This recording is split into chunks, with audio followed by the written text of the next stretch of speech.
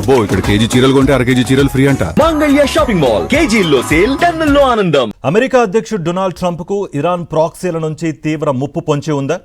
ఇటీవల టర్కీలో జరిగిన నాటో సదస్సు ముగించుకుని తిరిగి వస్తున్న వేళ అత్యవసరంగా ట్రంప్ ప్రయాణిస్తున్న విమానాన్ని ఎందుకు మార్చాల్సి వచ్చింది?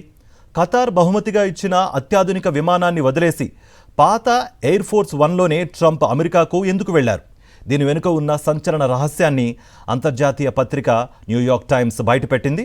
ఇరాన్ మద్దతు ఉన్న ఉగ్ర సమూహాల నుంచి ప్రాణహాని ఉందన్న భద్రతా సంస్థల హెచ్చరికలతోనే ఈ మార్పు జరిగినట్టుగా తెలిపింది. అసలు టర్కీ సరిహద్దుల్లో ఏం జరుగుతోంది? Watch it.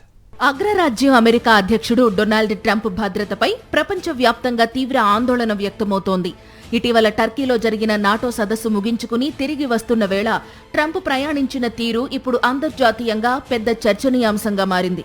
సాధారణంగా ప్రపంచంలోనే అత్యంత భద్రత కలిగిన విమానాల్లో ప్రయాణించే అమెరికా అధ్యక్షుడు హఠాత్తుగా తన విమానాన్ని ఎందుకు మార్చాల్సి వచ్చింది? ఖతార్ రాజకుటుంబం డొనాల్డ్ ట్రంప్ కు బహుమతిగా ఇచ్చిన సుమారు $400 మిలియన్ విలువైన అత్యాధునిక బోయింగ్ విమానంలో ట్రంప్ టర్కీ వెళ్లారు.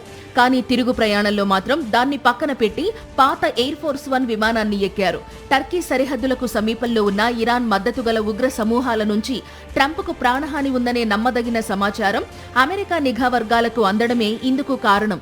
దీంతో అమెరికా సెక్యూరిటీ ఏజెన్సీలు వెంటనే అలర్ట్ అయ్యాయి. ఖతార్ ఇచ్చిన కొత్త విమానం ఎంత విలాసవంతమైనదైనా అందులో క్షిపణి నిరోధక రక్షణ వ్యవస్థలు ఇంకా పూర్తిగా అమర్చలేదు. ఇరాన్ వైపు నుంచి క్షిపణులు లేదా డ్రోన్ దాడులు జరిగే ప్రమాదం ఉందన్న భయంతో అత్యంత శక్తివంతమైన రక్షణ వ్యవస్థలు ఉన్న పాత ఎయిర్ ఫోర్స్ 1లోనే ట్రంప్ను అమెరికాకు తరలించారు. ఏకంగా అమెరికా అధ్యక్షుడి విమానాన్నే లక్ష్యంగా చేసుకునేంత స్థాయిలో ఇరాన్ ప్రాక్సీలు సిద్ధమయ్యాయన్న వార్తలు ఇప్పుడు ప్రపంచ దేశాల్లో తీవ్ర కలకలం రేపుతున్నాయి. మరిన్ని అప్డేట్స్ కోసం ఛానల్ను సబ్స్క్రైబ్ చేయండి.